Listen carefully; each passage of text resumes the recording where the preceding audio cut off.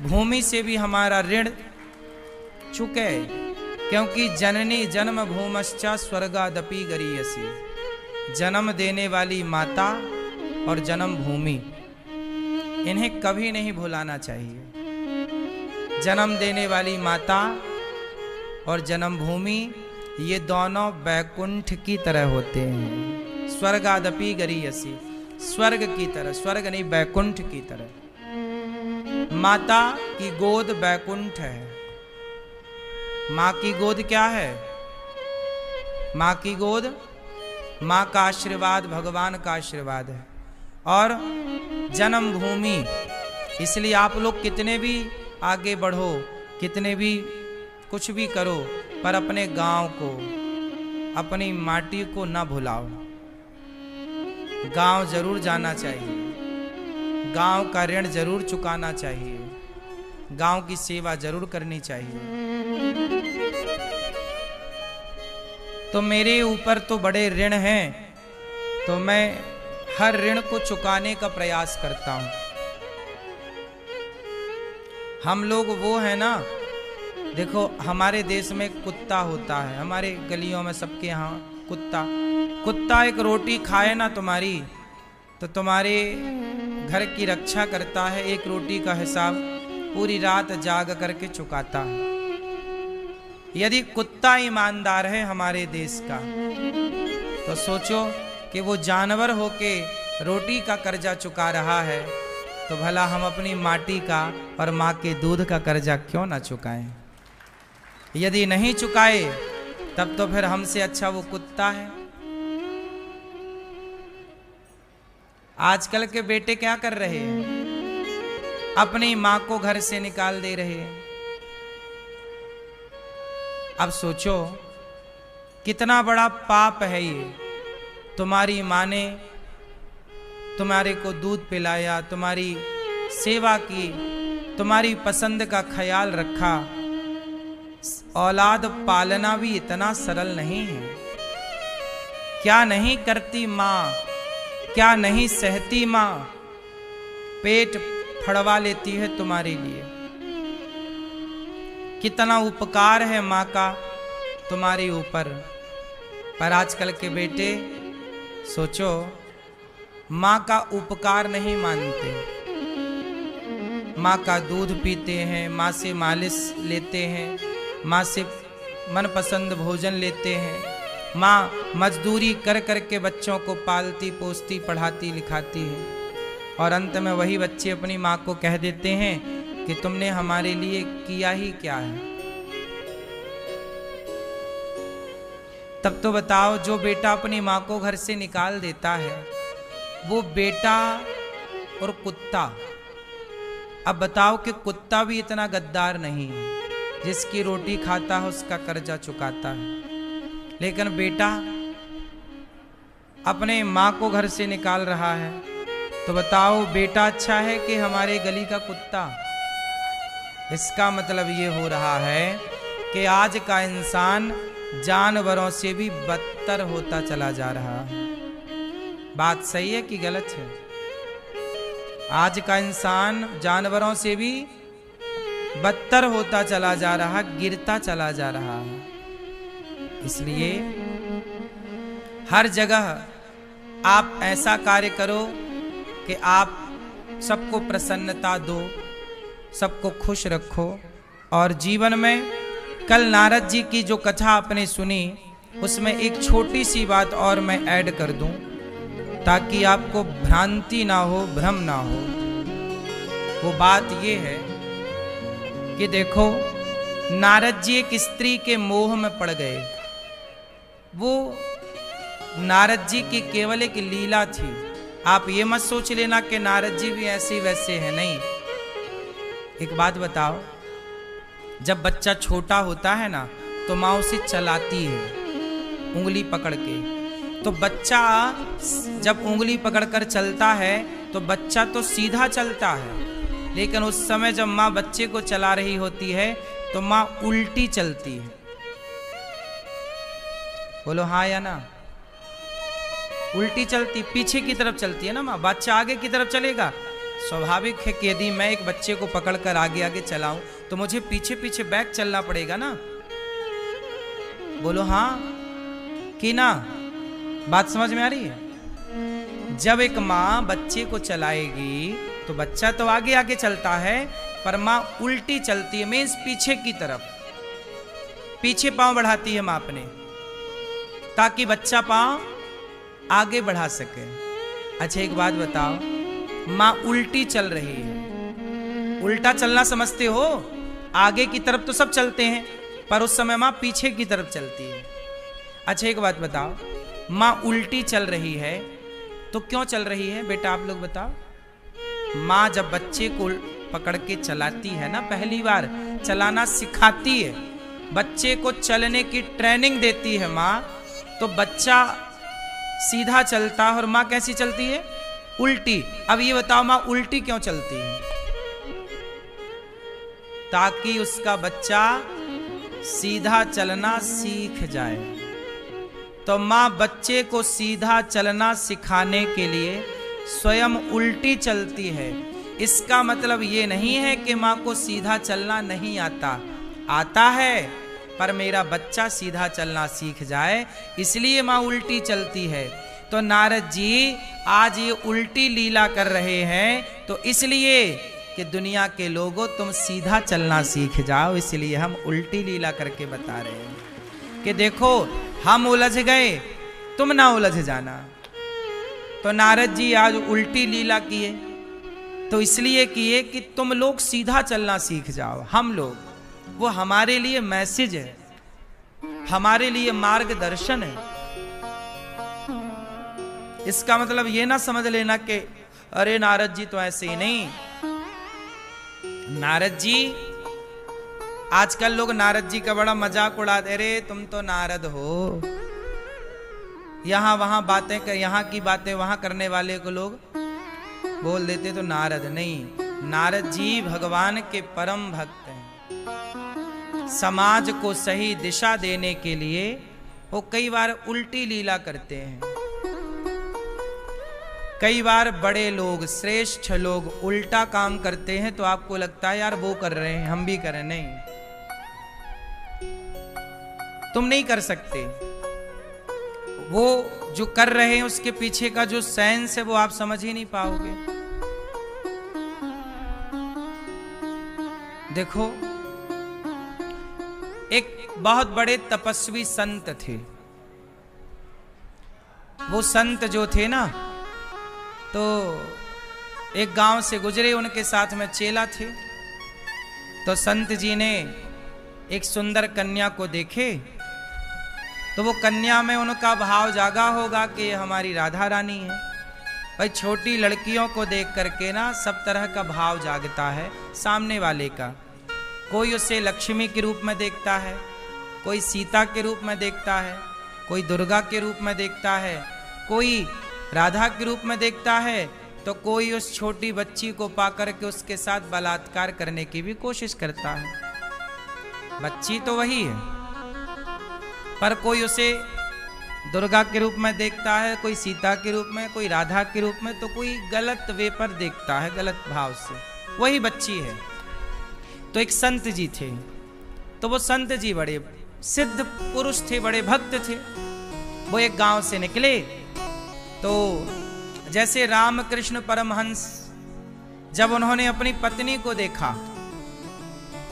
मैया जब उनका विवाह हुआ और पत्नी और पति का जब मिलन होता है प्रथम रात्रि, तो वो अपनी पत्नी से मिलने गए।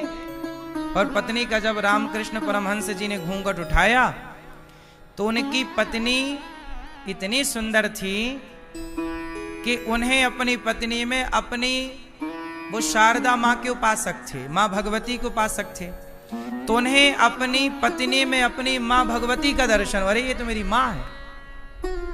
तो पत्नी को देखा और पत्नी में माँ का भाव प्रकट हो, ये तो माँ जैसी है मेरी, आज मैंने माँ का श्रृंगार ऐसे ही किया जैसे। तो पत्नी को उन्होंने माँ कह दिया। सोचो, फिर कभी रामकृष्ण परमहंस जी ने अपनी पत्नी को पत्नी के भाव से टच नहीं किया।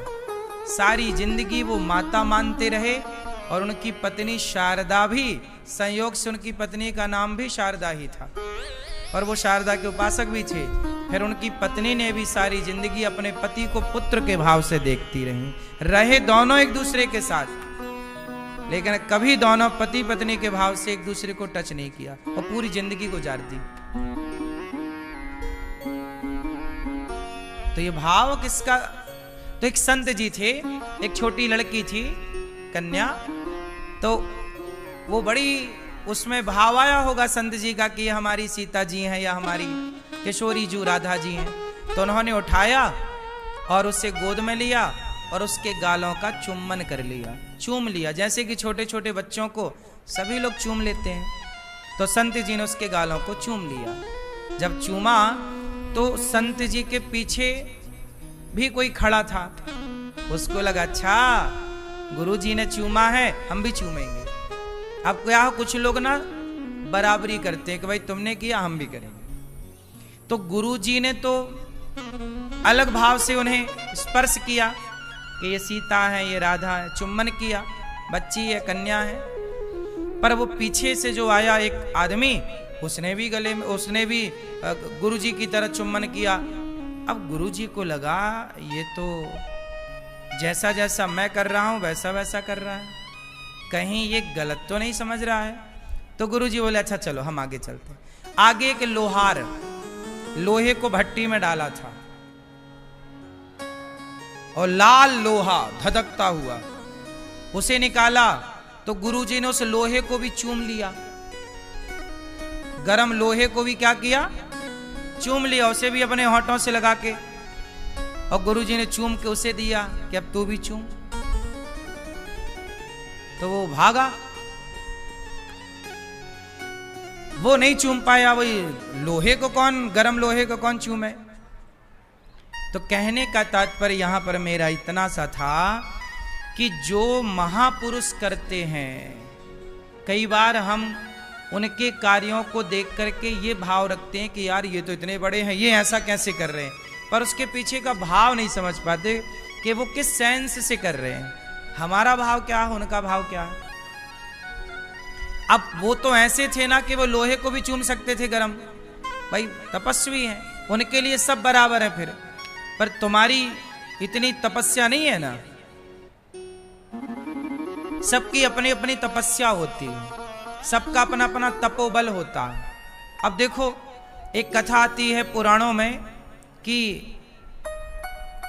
एक तपस्वी व्यक्ति थे, वो तपस्या करते तो उनके पास सिद्धि आ गई। सिद्धि क्या आ गई?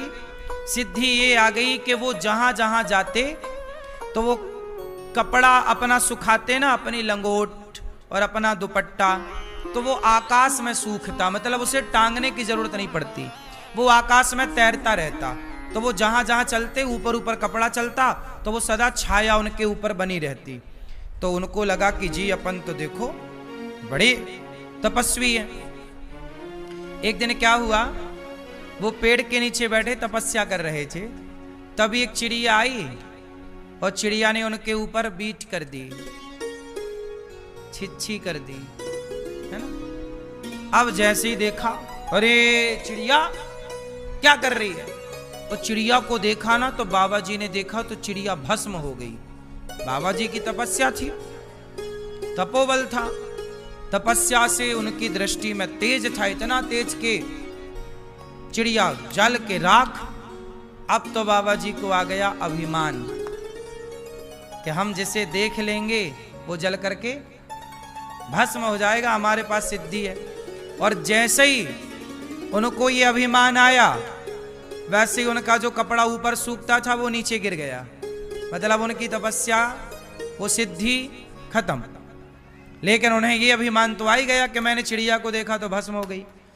तो एक दिन क्या हुआ, वो एक गांव में चले गए और गांव में जाकर के एक भिक्षा मांगी, भिक्षाम देही। तो भिक्षा, एक गृहस्थ के घर में गए, वहां पति पत्नी थे, पत्नी अपने पति को भोजन करा रही थी। तो जब भिक्षाम देही बोला महात्मा जी ने तो पत्नी ने अंदर से आवाज लगाई, महात्मा जी थोड़ा ठहरिए, मैं अपने पति को भोजन करा रही हूं, भोजन करा दूं फिर मैं आती हूं। बाबा जी बड़े क्रोध में, जानती नहीं है तू मैं कौन हूं? तो पति ने कहा कि महात्मा जी आए हैं, मैं इंतजार, तुम जाओ पहले महात्मा जी को भिक्षा दे आओ। तो पति की आज्ञा हो गई, तो वो भिक्षा लेकर आई और द्वार पर खड़े महात्मा जी के पास खड़ी हो गई। महात्मा जी भिक्षा लो। तुम जानती नहीं हो, कब से तुम्हारे द्वार पर खड़ा हूं, तुम जानती नहीं हो। तब उस महिला ने कहा, महाराज मुझे ऐसे घूरो मत, मैं वो चिड़िया नहीं हूं जो तुम्हारी आंखों की दृष्टि पड़ती जल के भस्म हो जाए। भिक्षा लो और आगे जाओ। अब वो महात्मा जी सोचे कि मैंने जब चिड़िया को भस्म किया था वहां तो कोई नहीं था, तो इन्हें कैसे पता लग गया? तो उन्होंने पूछा कि देवी आपको कैसे पता लगा कि मैंने चिड़िया को भस्म किया है अपनी दृष्टि से? उन्होंने कहा, महाराज मैं अपने पति की सेवा करती हूं, तुमने तपस्या करके जो शक्ति पाई है उससे कई गुना ज्यादा शक्ति मैंने केवल पति की सेवा करके प्राप्त कर ली है, इसलिए मैं जानती हूं। अब वो महात्मा जी बोले, अच्छा आप पति की सेवा करती हैं और आप मेरे से ज्यादा तपस्वी हैं, तो बताइए फिर, ये बताओ मेरा मार्गदर्शन कैसे होगा? तब वो स्त्री ने कहा कि आगे जाओ, एक कुम्हार रहता है वो बताएगा, जा। आगे चले बाबा जी, आगे चले तो वो चक्का में माटी रख करके कुल्हड़ बना रहा है, घड़ा बना रहा है, कुम्हार था। तो वो कहा कि भाई देखो इतना बड़ा साधु ये कुम्हार के पास आया ज्ञान लेने। कुम्हार अपने माँ बाप की सेवा करता था। कथा बड़ी लंबी है, वो कई जगह गया, पर मैं सार तत्व पे पहुंच जाऊं आपके लिए। कथा बड़ी लंबी है, पर सार तत्व ये है कि वो व्यक्ति कुम्हार जब घड़े पर कुल्हड़ बना रहा था तो ये गए और बोले, सुनो कुम्हार हमें जरा ज्ञान दो। कौन सा वाला? तुम्हें कैसे पता, वो महिला को कैसे पता लगा कि मैंने एक पक्षी को जला दिया है? तब कुम्हार ने कहा कि सुनो, थोड़ा शांत रहो, चुपचाप खड़े रहो, मैं अपने माँ बाप की अभी सेवा कर रहा हूं, माँ बाप की सेवा से निवृत्त हो जाऊंगा, फिर मैं आपके सवाल का उत्तर दूंगा। अब वो कुम्हार पर भी गुस्सा करने लग गए बाबा जी, साधु जी। तो साधु जी ने भी कहा कि तुम पक्षी को जलाए हो और तुम्हें एक महिला ने हमारे पास भेजा है। अब देखो बिना बताए कुम्हार को ये सब ज्ञात हो गया है ना। और सुनो, अभी हम तुम्हें सब बताते। वो माँ बाप की सेवा की, जब माँ बाप सो गए तब आए कुम्हार, बिठाया और कहा कि सुनो, तुमने तपस्या की, सिद्धि पाई, लेकिन वो सिद्धि चली नहीं। क्यों? क्योंकि तपस्या तुम किसे मानते हो? जंगल में बैठ जाने का नाम तपस्या है? नहीं। उस स्त्री ने अपने पति की सेवा की, तो पति के सेवा के बल पर वो तुमसे ज्यादा तपस्वी है। एक स्त्री पति की सेवा करके सब कुछ पा सकती है। क्या माता सिलोचना, सावित्री, अनुसुईया, क्या ये इन पतिव्रता नारियों के बारे में तुमने नहीं सुना? और रही मेरी बात, मैं कुम्हार हूं, चक्के पर माटी रख करके घड़ा और कुल्हड़ बना करके गुजारा करता हूं, पर मैं माँ बाप की सेवा करता हूं। और तुमने अपने माँ बाप की सेवा नहीं की, माँ बाप को छोड़कर तुम जंगल में तपस्या करने आए, इसलिए तुम्हारी कोई तपस्या सिद्ध नहीं हुई। और देखो, मैं आज भी गृहस्थ में रहकर माँ बाप की सेवा करता हूँ, अपना कार्य करता हूँ, तो तुम जैसा तपस्वी मेरे द्वारे पे आकर के खड़ा है मेरे से ज्ञान लेने के लिए। इसलिए भक्तों, गृहस्थाश्रम सबसे श्रेष्ठ है। कब? जब व्यक्ति अपने अपने धर्म का पालन करे। एक स्त्री का धर्म क्या है? अपने पति की सेवा करना। एक पुत्र का धर्म क्या है? अपने माता पिता की सेवा करना। बस सेवा से ही सब कुछ मिल जाएगा आपको। लेकिन आजकल का व्यक्ति सेवा नहीं करना चाहता और रातों रात उसे धन्ना सेठ बनने के शौक बहुत है कि अमीर बन जाऊं, पर काम कुछ ना करना पड़े। ऐसे नहीं होता ना। अब देखो, कल हम लोगों ने सुना, तो इस कथा से आपको यह सीख मिलती है कि हम हमेशा हमें सेवा करना चाहिए। इसलिए दास अनिरुद्ध ने ये सारे वेद पुराणों का जो रहस्य है मैंने सब जाना समझा कि अंत में मुझे भी लगा कि सेवा ही सबसे उत्तम।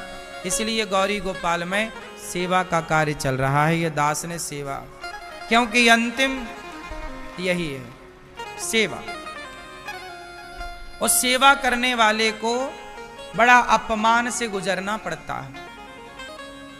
इसलिए चुपचाप सेवा करते रहो, कोई सुने ना सुने, कोई देखे ना देखे, पर सेवक को भगवान जरूर देखते हैं। इसलिए सब्र रखिएगा, भगवान पर भरोसा रखिएगा। लक्ष्मण जी ने क्या चुना? बोलो, क्या चुना लक्ष्मण जी ने? वरना वनवास तो लक्ष्मण जी का नहीं हुआ था। वो अपने महलों में रह के आराम करते। वनवास तो राम जी को हुआ था। तुम जाओ। आज का कौन भाई अपने भाई के लिए अपना सुख छोड़ रहा है? लेकिन धन्य है लक्ष्मण जी कि अपने भाई के लिए अपनी पत्नी को छोड़कर, अपने राज्य का सुख छोड़कर पीछे पीछे चल रहे हैं। भैया के लिए जंगल की लकड़ी काट रहे हैं, भैया के लिए कंदमूल फल इकट्ठा कर रहे हैं। और इसके बाद भी सीता मैया लक्ष्मण जी को डांट रही हैं। जब मारीच का प्रसंग हुआ तब सीता मैया ने लक्ष्मण जी को बहुत डांटा। जब लक्ष्मण जी नहीं जा रहे थे, मारीच ने पुकारा, हा लक्ष्मण। तो सीता मैया को लगा कि राम पर संकट आ गया। तो लक्ष्मण जी से कहा कि जाओ लक्ष्मण, और राम जी पर संकट आया है, बुला रहे हैं। तब लक्ष्मण जी ने कहा, ना मां, राम भगवान है, उन पर कोई संकट नहीं आ सकता, ये कोई छल है, क्योंकि ये राक्षसों का क्षेत्र है। सीता मैया बोली, नहीं तुम जाओ। नहीं गए तो सीता मैया ने डांटा, तुम तो चूड़ी पहनो। क्या क्या डांटा, वाल्मीकि रामायण में बहुत कुछ कहा सीता मैया ने। इतना बुरा कहा कि कहा भी नहीं जा सकता, बहुत डांटा। तब लक्ष्मण जी ने लक्ष्मण रेखा खींची, कहा कि माता इसके बाहर मत जाना, आप मुझे इतना कह रही हैं तो मैं जा रहा हूं। लक्ष्मण जी बेचारे रो पड़े, पर एक शब्द पलटकर सीता मैया को जवाब नहीं दिया। सेवक को सुनना बहुत पड़ता है। और लक्ष्मण जी को इतने अपशब्द कहे सीता मैया ने, यह बात राम को अच्छी नहीं लगी। राम कहते हैं कि तुम मुझे लात मार दो, मैं सह लूंगा। तुम मेरा अपमान कर दो, सह लूंगा, पर यदि तुमने मेरे भक्त का अपमान किया तो मैं नहीं सह पाऊंगा। सीता मैया को रावण के यहां क्यों जाना पड़ा? क्योंकि ये सीता मैया के अपराध का दंड था। क्या अपराध हो गया? भक्त अपराध हो गया। लक्ष्मण जैसे भक्त का अपमान कर दिया सीता मैया ने, इसलिए प्रभु से दूर होना पड़ा, रावण के यहां जाना पड़ा। ये सीता मैया को दंड मिला। किस बात का दंड? भक्त के अपराध का, भक्त के अपमान का दंड मिला। सीता मैया ही क्यों, राम जी ने सब कुछ तो बता दिया करके, तुम समझ कहां पाए? राम कहते हैं कि मेरी पत्नी ही क्यों ना हो, यदि मेरी पत्नी मेरे भक्त का अपमान करती है। लक्ष्मण कौन है? भक्त हैं, शेषावतार हैं। यदि मेरे भक्त का अपमान मेरी पत्नी भी करती है तो मैं पत्नी के द्वारा भी अपने भक्त का अपमान बर्दाश्त नहीं कर सकता। अहम भक्त पराधीन यस्वतंत्रिवध्वजा, मैं भक्त का अपमान सहन नहीं कर पाता। अच्छा सुनो, एक ऋषि हुए हैं, भृगु उनका नाम है, भृगु ऋषि। भृगु जी ने भगवान को लात मार दिया। पता है आपको, भगवान नारायण लेटे थे तो भगवान नारायण की छाती पर लात मार दिया भृगु जी ने। एक बार भृगु जी ने एक यज्ञ किया। अब उस यज्ञ में कोई कहे कि ब्रह्मा की पूजा करो, कोई कहे कि शिव की पूजा करो, कोई कहे कि विष्णु की पूजा करो। निर्णय नहीं ले पा रहे थे कि पूजा करें किसकी, कौन बड़ा है। ब्रह्मा के भक्त बोले ब्रह्मा बड़े, विष्णु जी के भक्त बोले विष्णु बड़े, शिव के भक्त बोले शिव जी बड़े। निर्णय नहीं हुआ कि बड़ा कौन, किसकी पूजा करें। तब भृगु जी बोले मैं पता लगा के आता हूं कि बड़ा कौन। तब भृगु जी आए ब्रह्मा जी के पास, और ब्रह्मा जी के पास आए तो ब्रह्मा जी को प्रणाम नहीं किया तो ब्रह्मा जी को गुस्सा आ गया। भृगु जी बोले कि ये पूजा के योग्य नहीं है, इन्हें गुस्सा आता है बात बात पर। शंकर जी को प्रणाम नहीं किया, शंकर जी गले लगाने दौड़े भृगु जी को कि ये हमारे भाई हैं। भृगु जी ने उन्हें गले नहीं लगे उनके, तो शंकर जी को भी क्रोध आ गया। जब शंकर जी और ब्रह्मा जी दोनों को क्रोध आया तो भृगु जी समझ गए कि ये दोनों प्रथम पूज्य नहीं हो सकते। अब आया भृगु जी को गुस्सा, और ये भृगु जी गए क्षीर सागर। वहां भगवान नारायण लेटे थे, भगवान विष्णु, लक्ष्मी जी पांव दबा रही थी। तो भृगु जी को गुस्सा आया कि करते धरते तो कुछ हो नहीं, दिन भर पांव दबाते हो पत्नी से। तो गुस्से में इन्होंने एक छाती पे लात मारा, और जैसे ही चरण छाती पर मारा तो भगवान ने चरणों को पकड़ते हुए भृगु जी से कहा महाराज मेरी छाती बड़ी कठोर थी, आपके चरण बड़े कोमल हैं, कहीं आपको चोट तो नहीं लग गई। तब भृगु जी पानी पानी हो गए और चरणों में गिर पड़े। प्रभु प्रथम पूज्य आप ही हैं, आप ही प्रथम पूज्य, आप ही भगवान हैं। देखो भगवान का निर्णय भी कैसे हुआ, किसे भगवान कहा जाए। अब भृगु जी ने लात मार दी। इसलिए आप लोगों ने देखा होगा जो आप लोग लड्डू गोपाल जी खरीदते हो उनके छाती पर एक पांव का निशान होता है। लड्डू गोपाल जी को ध्यान से देखना, उनके छाती पर एक निशान होता है चरण का। वो चरण भृगु जी के चरण हैं, छप गए। तभी लक्ष्मी जी नाराज होके चली गई। फिर लक्ष्मी जी नाराज होके गई तो उन्हीं के लिए भगवान ने श्रीनिवास का अवतार धारण किया, और बाद में वही भगवान तिरुपति बालाजी कहलाए। तिरुपति बालाजी तब के बाद प्रकट भये। लक्ष्मी जी का वास छाती में होता भगवान के, तो लात पड़ा किसे, नारायण को तो पड़ा, पर छाती में लक्ष्मी जी नाराज हो गई। बोले कोई भी बाबा आए, ब्राह्मण आए तुम्हें लात मार के चला जाए, तुमने कोई जवाब ही नहीं दिया।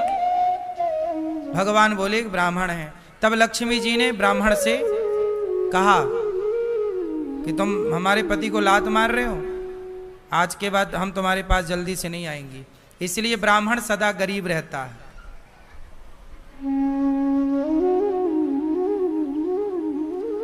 इसलिए ब्राह्मण को लक्ष्मी जी ने कहा कि तुम मारो लात। सोचिए ब्राह्मण इतना तपस्वी है कि वो अपने तप के बल से भगवान को भी लात मार रहा। लक्ष्मी रूठें तो रूठें, पर नारायण ना रूठें। वो ब्राह्मण नारायण के उपासक है।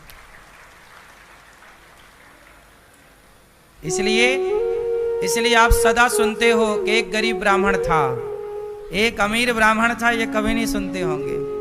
ब्राह्मण कभी अमीर, कभी कहीं कहीं इक्का दुक्का, कोई हो तो हो, भला कम है कम है, पर ब्राह्मण हमेशा से गरीब ही रहा। तो ब्राह्मण गरीब क्यों रहा, कारण जान गए। इसलिए लक्ष्मी जी रूठ गई ब्राह्मण से, तुम लात मार रहे हो। फिर बाद में वही लक्ष्मी जी नाराज होके गई, तिरुमला पर्वत पर वो चली गई। फिर तिरुमला पर्वत पर भगवान नारायण उन्हें मनाने गए, तो भगवान श्रीनिवास का रूप बनाए, और बाद में वही फिर तिरुपति बालाजी, आज जो तिरुपति बालाजी हैं, फिर भगवान जब श्रीनिवास बने तो वहां उनकी 3 पत्नियां हो गईं। त्रिपति है, 3 के पति तिरुपति। तिरुपति क्यों नाम पड़ा? 3 के पति है। 3 कौन कौन? अब 3 कौन कौन, इनकी भी एक कथा है, सुनो। सीता मैया को रावण ले गया। ले गया? बोलो हाँ कि ना। तो रावण ले गया सीता मैया को। तो रावण ने जिन सीता मैया को चुराया वो सीता मैया कौन थी? असली थी कि छाया नकली थी? बोलो। रावण ने जिन सीता मैया को चुराया वो असली सीता थी कि नकली? वो छाया सीता थी। असली सीता उस समय अग्नि में वास था। रावण ने जिन सीता को चुराया उनका नाम था वेदवती। क्या नाम था? वेदवती। अच्छा, वेदवती जो है वो रावण चुरा कर ले गया। फिर जब रावण को राम जी ने मारा तो सीता जी की अग्नि परीक्षा हुई थी ना वापसी के बाद। वो अग्नि परीक्षा नहीं थी, असली सीता अग्नि में ही वास कर रही थी। ये रामचरितमानस में लिखा हुआ है, कंफ्यूज ना होइएगा। लक्ष्मी जी, सीता मैया साक्षात लक्ष्मी है। और अग्नि कौन है? भगवान का मुख। हवन करते हैं ना, हवन, तो अग्नि में ही तो स्वाहा जाता है, स्वाहा स्वाहा। तो भगवान अग्नि के द्वारा ही तो ग्रहण करते हैं। तो अग्नि भगवान का मुख है। तो सीता मैया वहां पे अग्नि में थी, इसमें कोई आश्चर्य ना मानिएगा, क्योंकि अग्नि भगवान की ही संतान है। ये सब देवता है ना, अग्नि देवता है। तो अग्नि में वास हो गया सीता मैया का। अब वेदवती बनी सीता, रावण को मारा राम जी ने, सीता मैया की वापसी हुई। तो अब असली सीता आ गई और वेदवती का रोल पूरा। तो वेदवती माता बोली कि प्रभु आप ये बताओ कि हमें पत्नी रूप में, इतने दिन मैं पत्नी तो बनी पर रावण के यहाँ थी, मैं आपको देख नहीं पाई, ना आपका स्पर्श कर पाई, तो बताइए मुझे आप पत्नी के रूप में कब स्वीकार करेंगे? वेदवती ने 10,000 वर्षों तक घोर तपस्या की थी राम को पति के रूप में पाने के लिए। तो उन्हें एक छोटा सा अभिनय दिया गया रावण के टाइम पर, परंतु वो संतुष्ट ना हुई। तब फिर राम जी ने कहा कि मैं कलयुग में आपसे विवाह करूंगा। तो वही वेदवती इस कलयुग में पद्मावती बन करके आई। पद्मावती बन करके आई। और जब भृगु जी ने भगवान को लात मारा तो उस समय लक्ष्मी जी आ गई थी तिरुमला पर्वत पर। तिरुमला पर्वत मतलब जहां तिरुपति बालाजी बैठे हैं ना, उस पर्वत का नाम है तिरुमला। तो वहां पर तपस्या करने आ गई। अच्छा, यशोदा मैया की भी एक बात पुरानी थी। यशोदा मैया ने भगवान कृष्ण से कहा एक दिन कि लाला तू 10.5 वर्ष की आयु में मेरे से दूर चला गया। श्री कृष्ण वृंदावन छोड़ के कब चले गए? 10.5 साल की आयु में। उस समय भगवान का विवाह रुक्मणी इत्यादि से नहीं हुआ था। तो यहां पर यशोदा मैया ने कहा कि कन्हैया मैं तेरे विवाह देखना चाहती हूं। तब मैया से कहा कि उस समय 10.5 साल की उम्र में चले गए और फिर आए तो 100 साल की उम्र, 100 साल बाद आए। और जब आए तब भगवान के 16,108 विवाह हो चुके थे। तो अब तो विवाह हो चुके, अब तो देख नहीं सकती यशोदा मैया। तब भगवान ने कहा कि मैया आप कलयुग में हमारा विवाह देखना। तब वही यशोदा इस कलिकाल में फिर प्रकट हुई। और ये पूरी कथा दक्षिण भारत की है। दक्षिण में तिरुपति बालाजी है ना, तो वहां के जंगल में फिर आपने सुनी होगी कि भगवान नारायण श्रीनिवास बन के आए और यशोदा मैया के पास रहे। फिर यशोदा मैया के सामने भगवान श्रीनिवास का पद्मावती से विवाह हुआ, जो पहले जन्म की वेदवती सीता थी। फिर उनसे विवाह हुआ, और विवाह जब हुआ तब फिर रुक्मणी जी श्री लक्ष्मी जी बोली कि आप तो हमें मनाने आए थे, दूसरा विवाह कर लिया। तो कहा आप भी आ जाओ। फिर तीसरा विवाह भी भगवान का हुआ, श्री देवी, भूदेवी और लीला देवी, ये 3 देवियों के पति बने। श्री भूदेवी मतलब पृथ्वी, पृथ्वी पति भी भगवान है, लक्ष्मी पति भी भगवान है। तो वहां पर 3 विवाह होने से भगवान को त्रिपति कहते हैं। बाद में अपभ्रंश तिरुपति बालाजी के नाम से जाने गए। तो ये जो तिरुपति बालाजी है, इनका मूल नाम है श्रीनिवास भगवान, फिर तिरुपति बालाजी। तो ये देखो, एक कथा से अनेक कथाएं जुड़ी रहती हैं। त्रेता में जो काम पूरा नहीं हो सका वो कुछ द्वापर में और कुछ कलयुग में हुआ। ये कलयुग की शुरुआत की घटनाएं। तो ये कथाएं आपको केवल इसलिए बताई गई कि देखो, भगवान की जो कथाएं हैं वो अनंत हैं, और बिना कृपा के तो भृगु जी ने लात मार दिया। हम कह ये रहे थे कि आप भगवान का अपमान कर लो तो भगवान जवाब नहीं देंगे, पर भगवान के भक्त को लात मारा। भृगु जी ने भगवान को लात मारा तो भगवान ने भृगु जी को क्षमा कर दिया, और विभीषण, रावण ने विभीषण को, भक्त को लात मारा तो राम जी ने सर्वनाश कर दिया रावण का। इसलिए भगवान को मार दो चलेगा, पर भगवान के भक्त को ना मारो। सीता मैया से गलती हुई कि लक्ष्मण जी को अपशब्द कह दिया। इसीलिए हम आप लोगों से कहते हैं, कभी संतों को, ब्राह्मणों को, भक्तों को कभी अपशब्द ना कर कहिएगा, वरना सर्वनाश होगा।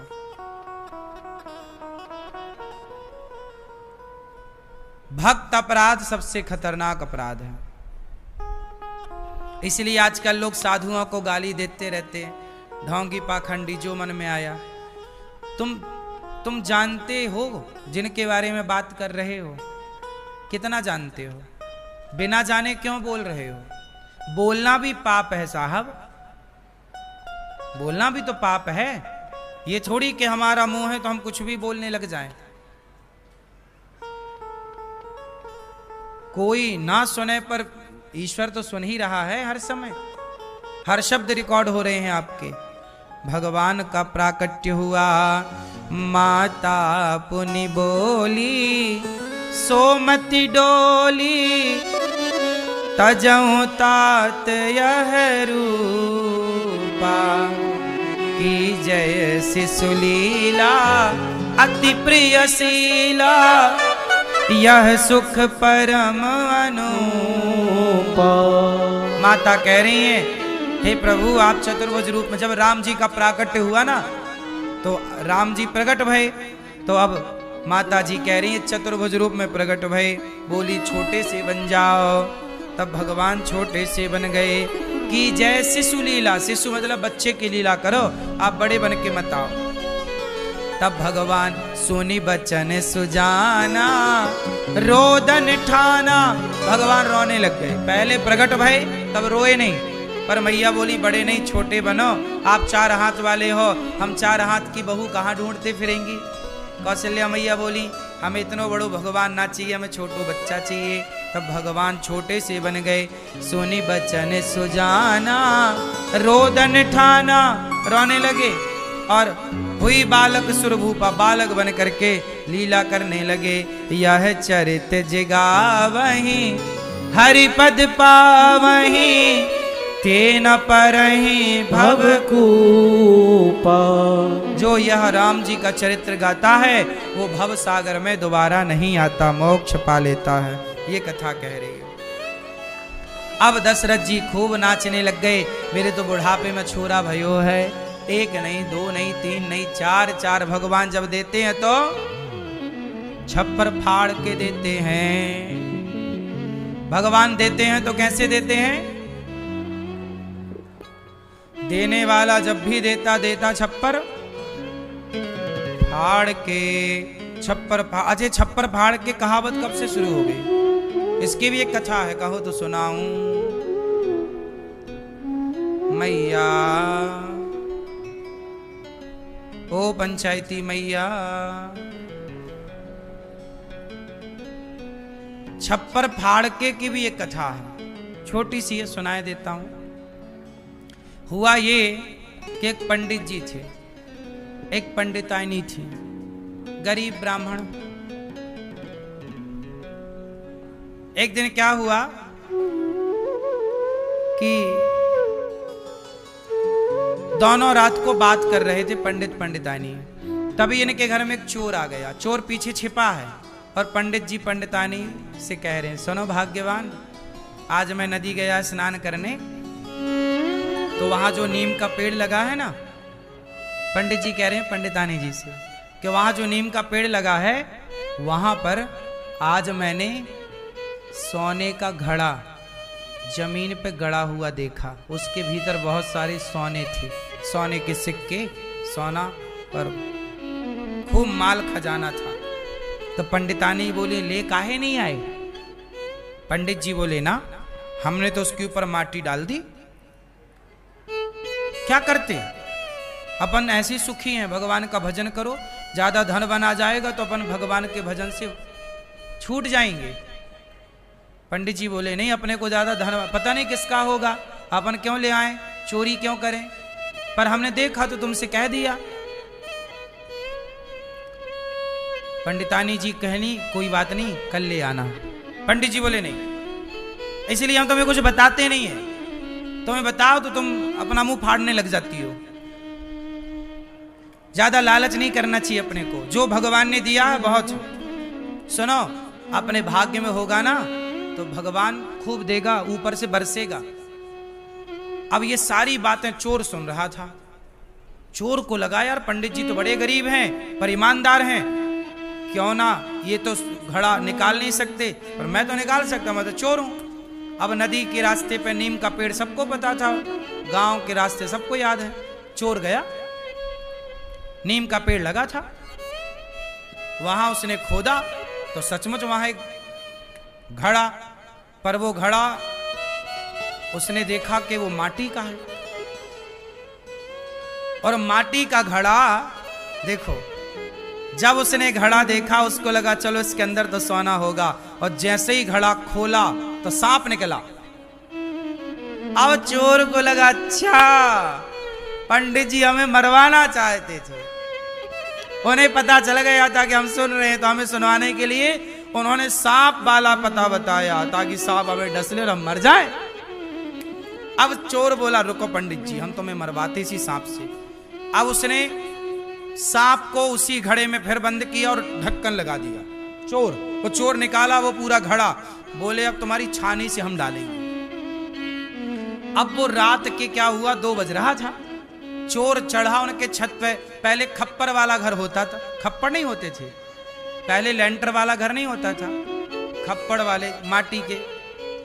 तो वो खप्पड़ निकाला, उसको बोलते छप्पर, गांव की भाषा में क्या बोलते, छप्पर। तो छप्पर खोला, खप्पड़ निकाले, खपरे, गांव की भाषा में खपड़ा बोलते हैं, खपरे, खप्पड़, छप्पर, खपड़े, ये सब भाषाएं। तो वो छप्पर खोला और वो घड़े का मुंह खोला और पलटा दिया। पलटाया तो देखो, बेईमान के लिए सांप था पर ईमानदार के लिए सोना बरसने लग गया ऊपर से। उसमें सांप आप नहीं था, सच्ची सोना था, सोने के सिक्के बरसने लग गए। और पंडित जी ने देखा खन खन की आवाज कहां से आ रही है, और जब आंखें खुली तो पंडितानी को जगह, जाग, देख मैंने कहा था कि ईमानदारी रख, भगवान जब देता देख, छप्पर फाड़ के दे रहा है, देख ये बरस रहा है। ओ पंडितानी गदगद हो गई। ओ पंडित जी समेट रहे हैं, पंडितानी समेट रही है, और चोर को लगा कि सांप बरस रहा है, और चोर सांप बरसा के चला गया अपने हिसाब से। पर कहते ना, जब भगवान कृपा करते हैं, भगवान गलत व्यक्ति को धन नहीं देते, याद रखिएगा। वो चोर था, वो छली था, कपटी था, इसलिए सोने से भरा घड़ा भी उसके लिए सांप जहरीला हो गया।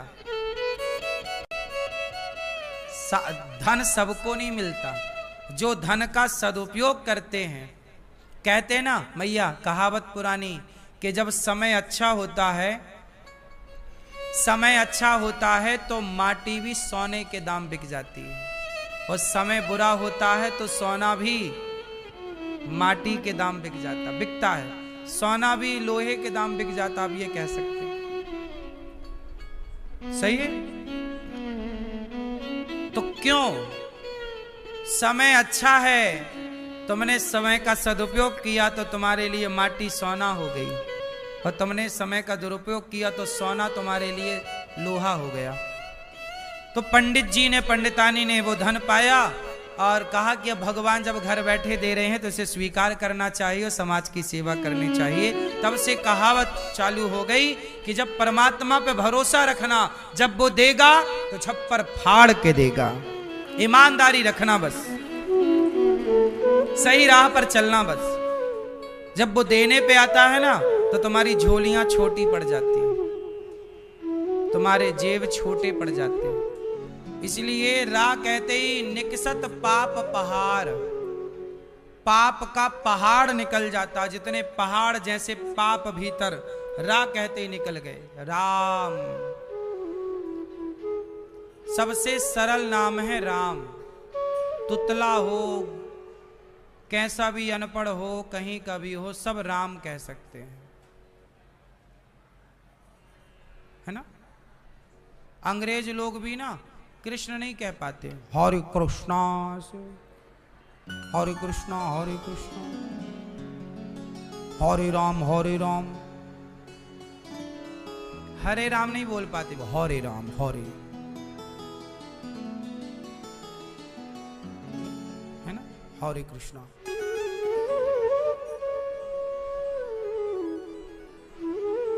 राम फिर भी सरल है, सब बोल सकते राम। बोल अंग्रेजी लोग कहते राम राम।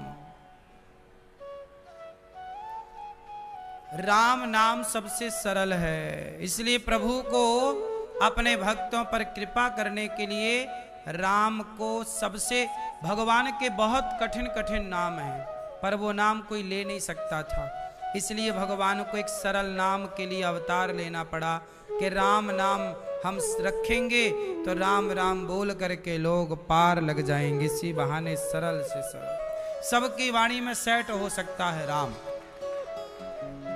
राम सेट हो सकता कि नहीं? सबकी जिह्वा पर राम सेट हो सकता राम। इसलिए राम विश्व भरण पोषण कर जोई, ताकर नाम भरत यस होई। जो विश्व का भरण पोषण करें उनका नाम भरत। भरत जी अन्नपूर्णा मां के अवतार हैं, ये समझो आप।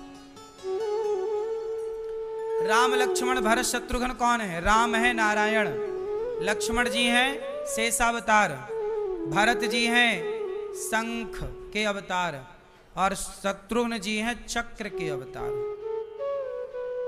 चक्र शत्रुघ्न, शंख भरत जी। इसलिए शंख हमारी श्री संप्रदाय में, ये देखो शंख रखा है और चक्र रखा है। अपने द्वार पर शंख चक्र लगाना चाहिए, शंख चक्र तिलक, ताकि आपके द्वार के भीतर कभी निगेटिविटी प्रवेश ना करे। आजकल लोग घर के द्वार पर जूता लटका देते हैं, नजर न, नया घर बनाया ऊपर टायर लटका दिया, जूता लटका दिया।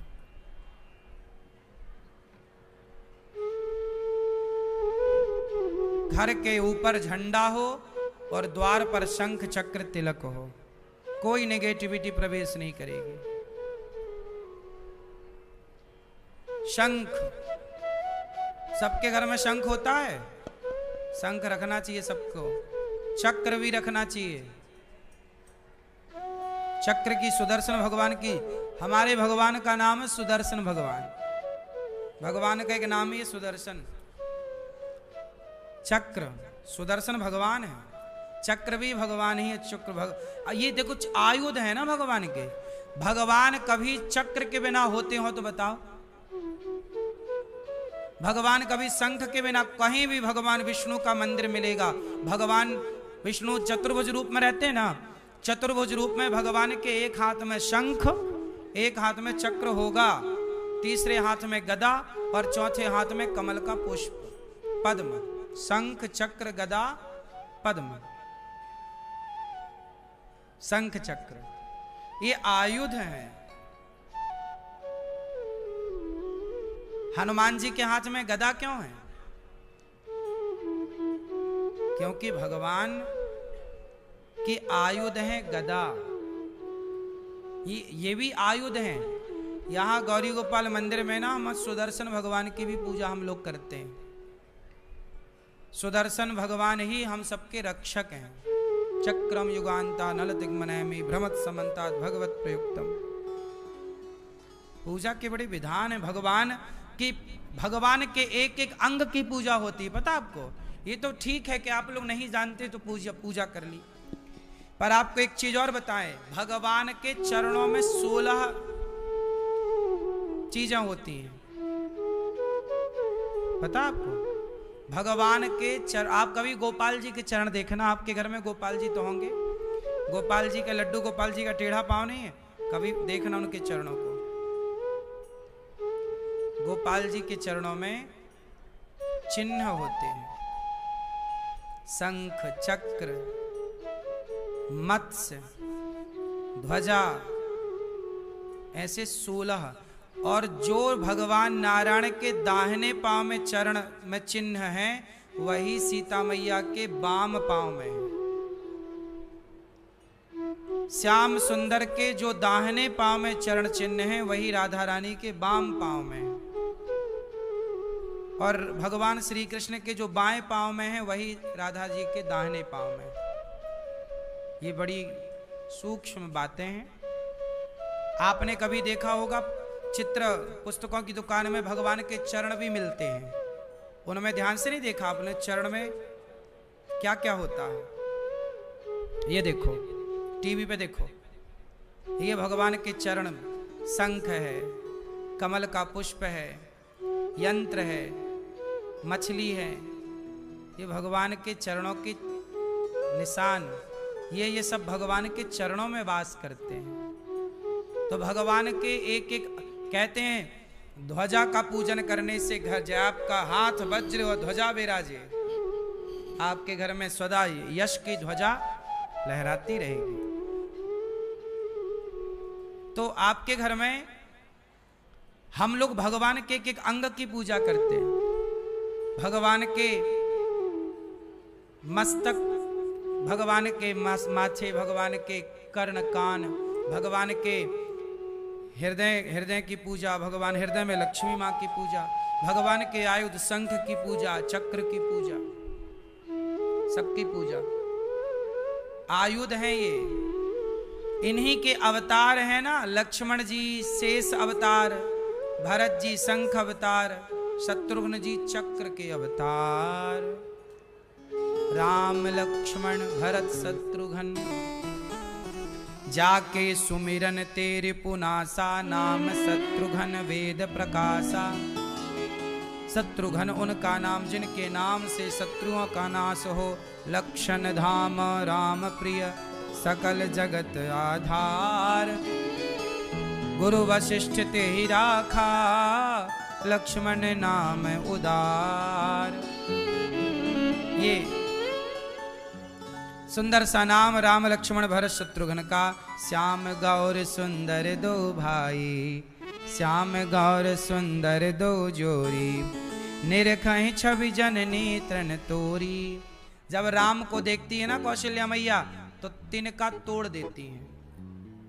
बहुत सारे तिनके, कौशल्या मैया तिनके ही तोड़ती रहती है। काहे तोड़ती हैं? नजर ना लग जाए, तिनका तोड़ती हैं, कहीं मेरे राम को मेरी नजर ना लग जाए। चारों शील रूप गुण धामा, तदपि अधिक सुख सागर रामा। चारों बहुत अच्छे हैं, पर राम की तो बात क्या कहें। कभी कैकेयी मैया राम के बिना रहती नहीं है। कौशल्या दूध पिलाती हैं तो कैकेयी मैया बगल में आके बोलती है, मैया मैया बहन हमें भी थोड़ा दे दो मौका, हम भी अपना दूध पिला दें राम को। तो राम जी तुरंत जाते हैं, कैकेयी मैया की गोद में घुस जाते हैं, मैया अपना दूध पिलाने लग जाती हैं। कैकेयी मैया अपना दूध पिलाती हैं और भरत जी को कौशल्या मैया दूध पिलाती हैं। भरत जी कौशल्या मैया की गोदी में है और राम जी कैकेयी मैया की गोदी में है। और फिर लक्ष्मण जी और शत्रुघ्न जी जब थोड़ा बड़े हुए, घुटनों के बल चलने लगे, तो ये दोनों भी चले जाते हैं कैकेयी मैया की गोद में और कौशल्या मैया की गोद में। तो कभी राम सुमित्रा मैया की गोद में जाते हैं, तो कभी सुमित्रा मैया का दूध पीते हैं। भगवान भी ना माँ का बड़ा प्यार लूटना चाहते हैं, इसलिए एक माँ की व्यवस्था नहीं की। एक माँ का दूध पीने से पेट भरता ही नहीं, इसलिए 3-3 माताओं की व्यवस्था की। 3-3 माँओं की व्यवस्था है। 3-3 माँओं का प्यार लेना चाहते हैं। और देखो आप लोगों को एक माँ का मिला है तो आप लेना ही नहीं चाहते।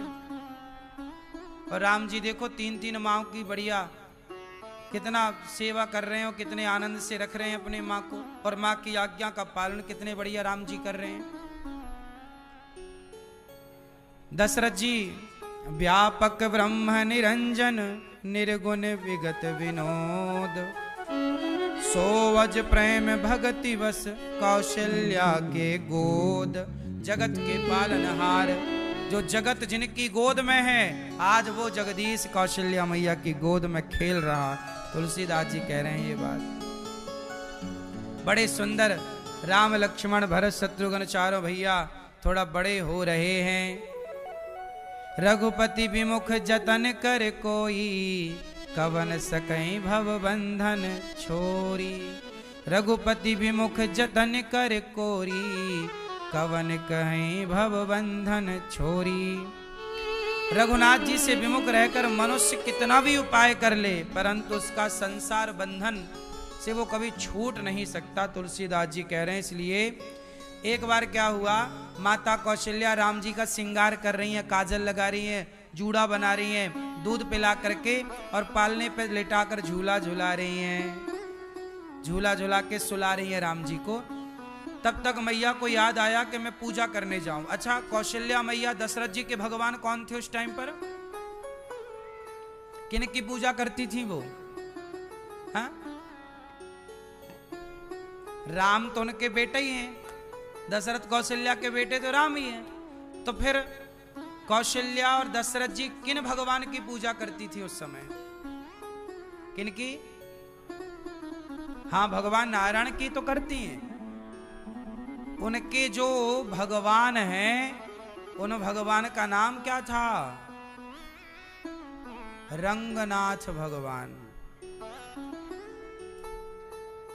ये जो दक्षिण भारत में रंगनाथ जी है ना, रंगनाथ भगवान के बारे में सुना आप लोगों ने? हमारे भगवान का एक नाम है रंग। रंग, रंग के आगे नाथ लगा, जैसे जगन्नाथ,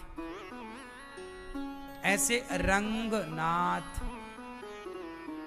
रंगनाथ भगवान कहाँ है ये? दक्षिण में, दक्षिण भारत में गोदावरी नदी के तट पर बहुत बड़ा मंदिर है रंगनाथ भगवान जी का।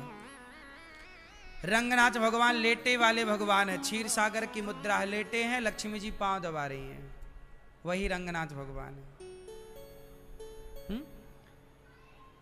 रंगनाथ भगवान लेटे हैं और क्षीर सागर पर लेटे हैं, और लक्ष्मी जी वही स्वरूप, वही छवि रंगनाथ भगवान की है। मंदिर है दक्षिण में। आपसे कोई सवाल कर ले कि इस धरती की पहली प्रतिमा कौन सी है, मूर्ति, तो आप बता सकते हैं कि संसार की पहली प्रतिमा भगवान की रंगनाथ भगवान की प्रतिमा। क्षीर सागर पर लेटे हैं और लक्ष्मी जी पांव दबा। वो रंगनाथ भगवान पहले अयोध्या जी में थे, दशरथ जी उनकी पूजा करते थे, कौशल्या मैया। फिर जब राम राजा बने तब विभीषण जी ने कहा कि आप अपने भगवान हमें दे दो, क्योंकि आप तो लंका से आ गए, अब हम लंकावासी कैसे रहेंगे। तब विभीषण जी अपने भगवान लेकर के राम जी ने कहा कि अच्छा ले जाओ, और राम जी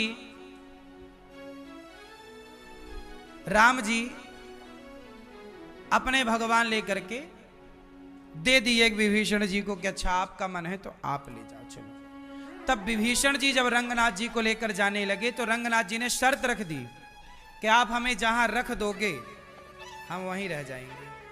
तो ये जा रहे थे विभीषण जी लेकर के भगवान को, तब इन्हें रास्ते में आ गई लघु शंका विभीषण जी को गोदावरी नदी के तट पर। तो ये भूल गए कि वचन क्या था और लघु शंका करने गए तो भगवान जी को रख दिए। और जब आए तो उठे नहीं भगवान। तो भगवान आज भी श्रीरंगम, उस जगह का नाम क्या है बोलो, श्रीरंगम में रंगनाथ भगवान विराजे हैं। ये देखो टीवी पर ये रंगनाथ भगवान है, ये टीवी पर रंगनाथ भगवान लेटे हैं। रंगनाथ भगवान शेष सैया पर और लक्ष्मी जी बगल में, वो छोटी सी लक्ष्मी जी दिख रही हैं, पांव दबा रही हैं लक्ष्मी जी भगवान। ये भगवान की प्रतिमा सबसे पहली धरती की, ये प्रतिमा सतयुग में भी थी, त्रेता में भी, द्वापर में भी और कलयुग में भी। केवल यही हैं जो चारों युगों के भगवान हैं। इसलिए रामचरितमानस में शंकर जी कह रहे हैं, एक दोहा है आप गाओ मेरे संग, बार बार बर मांगहूं, बोलो बार बार बर मांगहूं, बार बार हरस देहो श्रीरंग। श्रीरंग नाम आया, हरस देव श्रीरंग, रंगनाथ जी के लिए श्रीरंगम में विराजे हैं। हरस देहो श्रीरंग पद सरोज अनुपायनी, भक्ति सदा सत्संग।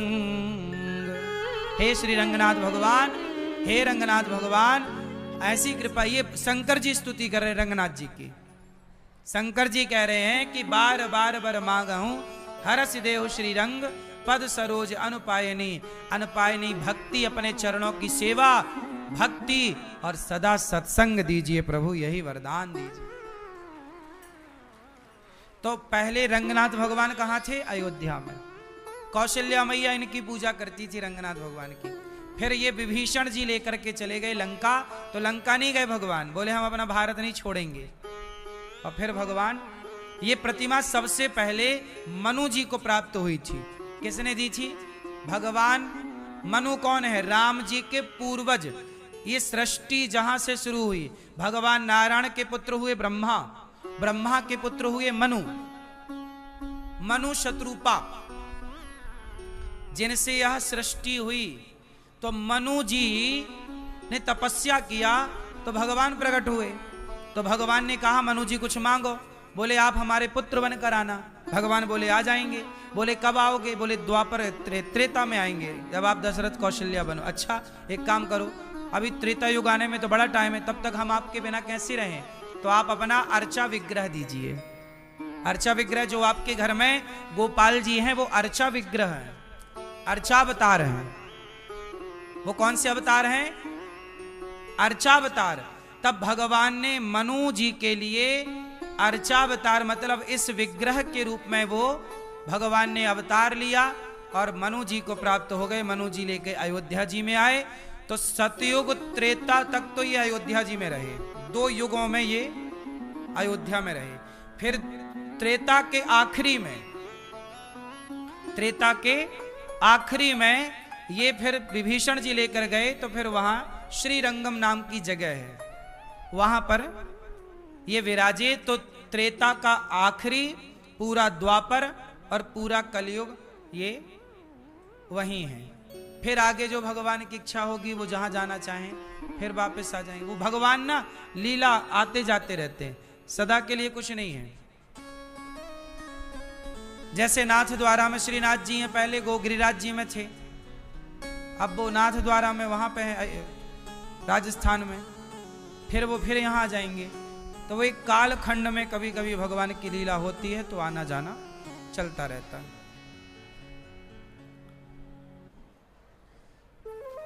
तो ये सब लीलाएं हैं। तो बारे बारे बर मांगहूं, हरस देहो श्रीरंग। पद सरोज अनुपायनी भक्ति सदा सतसंग। तो कौशल्या मैया ने राम जी को लिटाया, आंखों में काजल इत्यादि लगाकर और पूजा करने गई। तो रंगनाथ भगवान की पूजा कर रही थी माँ कौशल्या, तो देखा कि राम जी वहां भी बैठे हैं, मिठाई खा रहे हैं। कौशल्या जी ने कहा मैंने तो अभी सुलाया। यहां वहां दुई बालक देखा। कौशल्या मैया दौड़ के आई तो रामलला पालने पर सो रहे थे। मंदिर में गई तो वहां भी बैठे। तो भगवान एक रूप से पालने में थे, एक रूप से रंगनाथ भगवान स्वयं, वो राम जी ही रंगनाथ भगवान है। राम जी ही तो रंगनाथ जी हैं। देखो, हम जिन इष्ट की उपासना करते हैं वही इष्ट हमारे पुत्र बनकर के आंगन में खेल रहे हैं। भगवान इतना प्रेम करते हैं अपने भक्तों से कि आपके लिए सब कुछ करने को तैयार है। कौशल्या मैया ये सब कुछ लीला देख करके आश्चर्यचकित हो रही हैं, पर बाद में सब कुछ भूल जाती हैं कौशल्या मैया। एक बार कौशल्या मैया ने भगवान राम को जम्हाई आई। जम्हाई में मुंह खुला, जैसे ही मुंह खुला तो कौशल्या मैया ने राम के मुख में पूरा ब्रह्मांड देखा। सेम वैसे ही जैसे यशोदा मैया ने कन्हैया के मुंह में देखा, ऐसे कौशल्या मैया ने राम के मुंह में देखा। कौशल्या जब बोलन जाई, ठुमुक ठुमुक प्रभु चलहि पराई। ठुमुक ठुमुक के राम जी चल रहे हैं, पाँव में पायल बांध रही है मैया कौशल्या, और कमर में करधन और जूड़ा बना करके राम जी चल रहे हैं। अच्छा, राम जी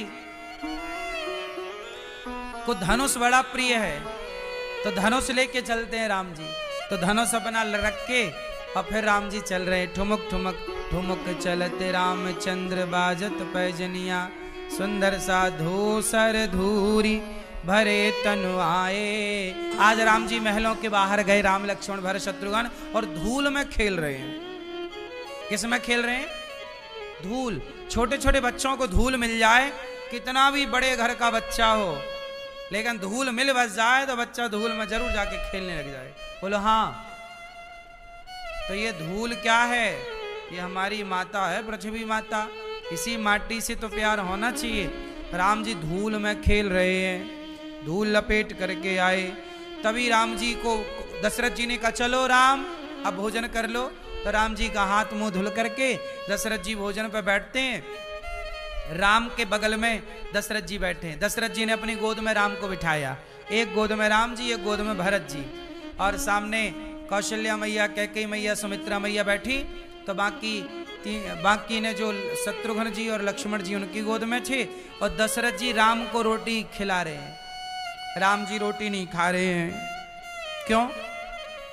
तब बाहर एक कौआ काव काव कर रहा था। तो राम जी ने रोटी में मक्खन लगाया और कौआ बाहर था। देखो राम जी कितने दयावान हैं। कौआ बाहर था, कौआ अंदर आ नहीं सकता था, वो भूखा था। वो राम जी के हाथ से प्रसाद लेने आया। कौआ कौन थे? काकभूषुंड जी। कौआ कौन थे? कौआ को कौन थे? काकभूषुंड जी। ये काकभूषुंड जी कौन है? इनकी भी एक कथा है, बाद में बताएंगे आपको आगे।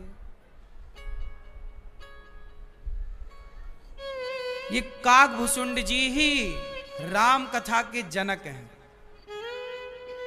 काकभूषुंड जी कथा सुनाते हैं गरुण जी को। तो ये काकभूषुंड जी राम जी से रोटी प्रसाद लेने आए कि राम के हाथ का प्रसाद रोटी का मिल जाए। कौआ काव काव कर रहा। दशरथ जी, वो अंदर कौआ आ नहीं सकता था घर के। तब राम जी मक्खन रोटी लिए और ठुमक ठुमक के बाहर रोटी लेकर गए, और कौआ आया और हाथ से ले गए वो माखन रोटी। हाथ से राम जी के मक्खन रोटी लेकर कौआ गया। कौआ काकभूषुंड जी ने राम जी को प्रणाम किया, राम जी ने आशीर्वाद दिया। राम जी अंदर आए। भोजन करत चपल चित इत उत अवसर पाई, भाजी चले किलकत मुख दधियो दन लपटाए। दधी लपटा कर, दही भात। देखो हमारे भारत में दही भात खाने की परंपरा रही है। भगवान राम को क्या भोग लगता है? इसलिए आज भी अयोध्या में भगवान को दही चिवड़ा का भोग लगता है, बाल भोग। आज भी भगवान जी को अयोध्या में क्या भोग लगता है? बाल भोग। नाश्ते में आज भी अयोध्या क्षेत्र के लोग, बिहार और उत्तर प्रदेश में आज भी दही चिवड़ा खाने की परंपरा है। क्या खाने की परंपरा है? दही चिवड़ा जानते हो? कितने लोग जानते हैं दही चिवड़ा? सब जानते। तो ये दही भात चिवड़ा सा, चिवड़ा मतलब पोहा, चिवड़ा मतलब पोहा। तो पोहे को, खाली चिवड़ा को ऐसे लाए और दही में डाल दिए, हल्का सा बूरा मिश्री का, शक्कर डालते हैं, शक्कर हानिकारक है तो मिश्री का बूरा डालना चाहिए, शक्कर नहीं खाना चाहिए, हमें बढ़िया मिश्री खाना चाहिए, गुड़ का प्रयोग करना चाहिए, क्योंकि शक्कर नुकसानदायक तो है ही, आप सब जानते हैं। चलो, तो भगवान राम क्या करते हैं? दही भात खाते हैं। अच्छा, भगवान कृष्ण के बारे में भी दही भात का जिक्र है खाने का। और आज के लड़के क्या खाते हैं? छोरा छोरी पिज्जा बर्गर चाउमीन, दही भात नहीं खाते। दही खाना चाहिए, गर्मी आई ना, दही तो खा। दही पंजाब में तो लस्सी पीते हैं, बढ़िया लस्सी पीने की परंपरा, लस्सी अच्छी चीज है ना। तो दही भाजी चले किलकत मुख, दधियो दन लपटाय। दही भात मुंह में लगा है और राम जी बाहर भाग गए। गुरु ग्रह, अब राम जी थोड़ा बड़े भये तो पढ़ने गए। गुरु ग्रह चले, गुरु ग्रह गए पढ़न रघुराई। राम जी गुरुकुल गए पढ़ने। कहाँ गए? गुरुकुल। क्या पढ़ के आए? कहा? राम जी के गुरु का नाम क्या है? गुरु वशिष्ठ जी। वशिष्ठ जी की पत्नी का नाम अरुंधति माता। राम जी गए गुरु जी के यहाँ, और गुरु जी के यहाँ राम लक्ष्मण भरत शत्रुघ्न जब गए पढ़ने तो अल्पकाल विद्या सब पाई। जाकी सहज श्वास श्रुतिचारी, सो हरि पढ़ यह कौतुक भारी। भगवान की श्वास ही वेद है, भगवान की श्वास ही। भगवान से संसार की हर विद्याएं प्रकट हुई हैं। वो भगवान जो हर विद्या को प्रकट करने वाले हैं, आज वो पढ़ने गए। यह बड़ा कौतुक है, बड़ा आश्चर्य है। पर लीला कर रहे हैं पढ़ने की। पढ़ करके जब राम जी आए, इसलिए बच्चों को कहाँ पढ़ाना चाहिए? आप कॉन्वेंट स्कूलों में पढ़ाते हैं। ये कॉन्वेंट स्कूल जो थे, ये क्रिश्चियनों ने क्यों बनवाए थे? अपने वो मजहब पंथ का प्रचार करने के लिए। तो आपके बच्चे उनके क्रिश्चियन लोगों का प्रचार वो कॉन्वेंट स्कूलों से करते थे। अब आपके बच्चे जब पढ़ेंगे क्रिश्चियनों के स्कूल में, तो वो हिंदू बन के लौटेंगे कि क्रिश्चियन बन के आ जाएंगे फिर? इसलिए आपके बच्चे गुरुकुलों में सेफ थे। जब तक गुरुकुल के बच्चे गुरुकुल में पढ़ते थे, तब तक वो माता पिता को भगवान कहकर माँ बाप की सेवा करते थे। और जब से कॉन्वेंट स्कूल में पढ़ने लग गए, तो वही बेटे माँ से कहते हैं कि तुमने हमारे लिए किया ही क्या है। ये भाषा बदल गई। गुरुकुल की परंपराएं, हमारे गुरुकुलों में क्या पढ़ाया जाता है आज भी? मातृदेव गौरी गोपाल गुरुकुल है मैया, 150 बच्चे यहाँ पढ़ते हैं। ये दास अनिरुद्ध आप लोगों से भिक्षा मांग मांग कर 150 बच्चों को पढ़ा रहा है। उनका रहना फ्री, खाना फ्री, पढ़ना लिखना फ्री, कि चलो कुछ तो सहयोग हो, बच्चे थोड़ा तो पढ़ें और अपनी संस्कृति को जाने। मैं भी गुरुकुल में ही पढ़ा हूँ, मैं भी कॉन्वेंट स्कूल में पढ़ता तो मैं भी क्यों सेवा करता? गुरुकुल में पढ़ा, इसलिए अपना भी दुख समझता हूँ और बूढ़ी माताओं का दुख दर्द भी समझता हूँ, है ना। तो ये जो सबका दुख दर्द समझे, वही तो शिक्षा है। आप किसी का दुख दर्द समझे ही ना, तो काहे के शिक्षित? शिक्षा का मतलब ये छोड़िए कि आप नास्तिक हो जाओ, आप कठोर हो जाओ, नहीं। आप दयावान हो, सबके प्रति करुणा हो, दया हो, तब ना आप शिक्षित हैं। आप पढ़ लिख करके अपनी माँ को अपमानित कर रहे हैं, जलील कर रहे हैं, तो यदि इसे आप शिक्षा कह रहे हैं तो धिक्कार है तुम्हारी ऐसी शिक्षा पर कि जो माँ बाप का अपमान करने वाली शिक्षा है। हम तो उसी को शिक्षा मानते हैं जिससे व्यक्ति नम्र बने और अपने माँ बाप का सम्मान करे। तुम कितने भी बड़े पढ़े लिखे हो पर माँ बाप का सम्मान नहीं करते, तुम एक नंबर के गंवार हो, मूर्खानंद हो। इसलिए पढ़ो और ऐसी पढ़ो विद्या जिससे माँ बाप के प्रति तुम्हारा श्रद्धा से सिर झुकना शुरू हो, है ना। आजकल ऐसा पढ़ लेते हैं कि माँ बाप को कुछ समझते ही नहीं। हाँ कि ना। तो राम जी पढ़ने गुरुकुल गयऊं, पढ़न रघुराई, अल्प काल विद्या सब पाई। राम जी पढ़ करके आए। क्या पढ़े? जब पढ़कर आए तो क्या हुआ? प्रातः काल उठ के रघुनाथा, मात पिता गुरु ना वही माथा। राम जी जब पढ़कर आए तो क्या सवेरे जल्दी जागने लग गए। स्कूलों में पढ़े हुए बच्चे और गुरुकुल में पढ़े हुए बच्चों में अंतर है।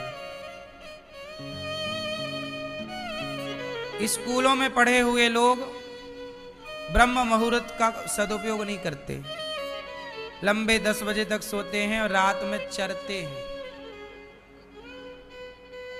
रात भर चरते हैं आज के लोग, पूरी रात। इन्हीं को तो कहते हैं निशाचर, जो निशा में खाएं। निशा मतलब रात्रि, चर मतलब खाने को। क्या बोल रहे हैं? कैसे चर रहे हो तुम, मतलब कैसे खा रहे हो। जो रात को खाएं वो कौन? निशाचर, निशा में चरें। आजकल लोग 11 बजे रात को, 12 बजे रात को, 2 बजे रात को खा रहे हैं, जबकि आयुर्वेद कहता है कि सूर्य अस्त हो जाने के बाद आपको नहीं खाना चाहिए। यदि स्वस्थ रहना है तो, और आपको बीमार रहना है तो चरो, हमें क्या दिक्कत है, मरो। रोकेगा तुम्हें कौन? तुम्हें कौन समझाया है कि समझा पाएगा? स्वस्थ रहना है तो विधि है, बीमार रहना है तो उसकी कोई विधि नहीं है। फिर तो मनमाना आचरण बढ़िया है।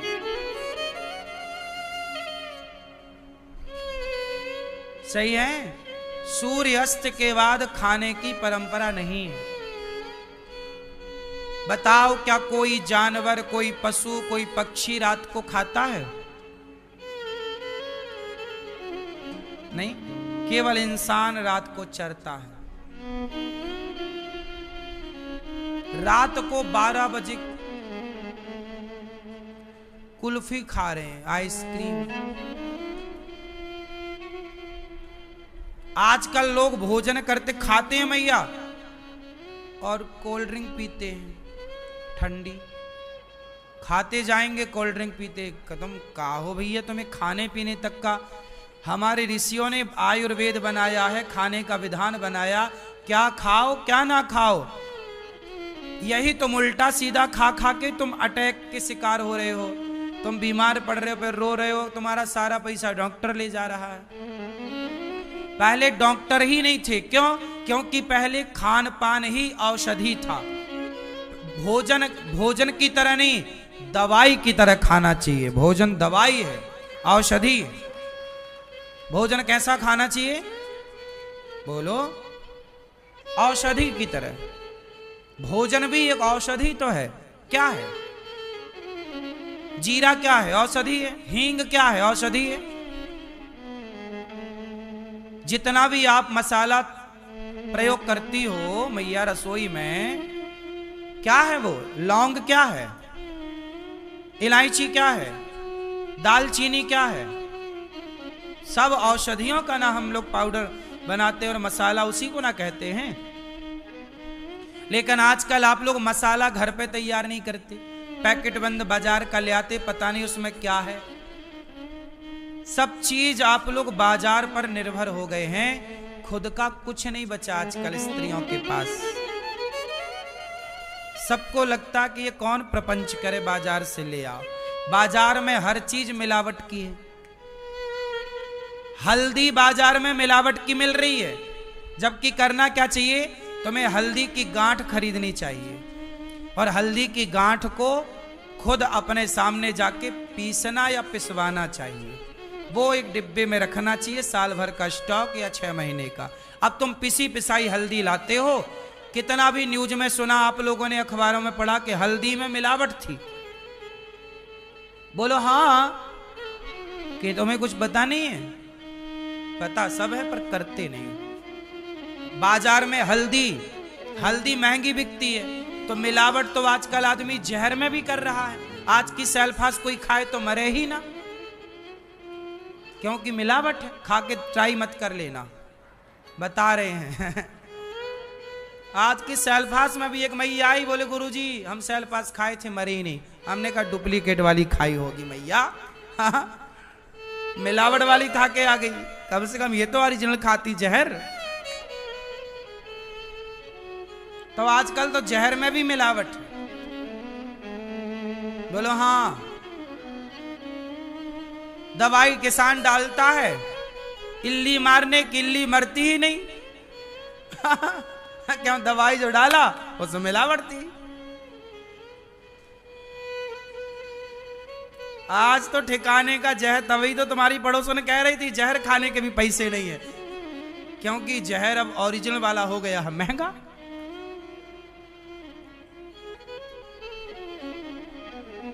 मिलावट, हल्दी में मिलावट, मसालों में मिलावट, लेकिन तुम्हें तो बाजार की चीज ही खानी है।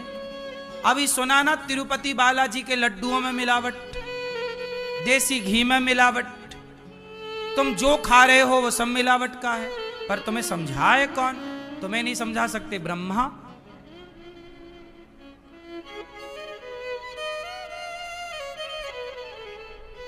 इसलिए कहते हैं कि थोड़ा खाना पीना बेहतर बनाओ, मसाले घर में लाओ। मैया, पुरानी जो मैयाएं थी ना, वो दिन भर यही करती रहती थी, मसाले अपने बना के तैयार करती रहती थी, शुद्ध चीजें खवाती थी अपने संतान को। आजकल की मैया आलसी हो गई, कुछ करती नहीं, खाई टीवी देखी पड़ी है, अब फिर गुब्बारा हो जाती है फूल के, फिर बच्चे कमा कमा के उसका इलाज कराते हैं, तब वो पूरा पैसा लगवा देती है इलाज में और टै हो जाती है बाद में।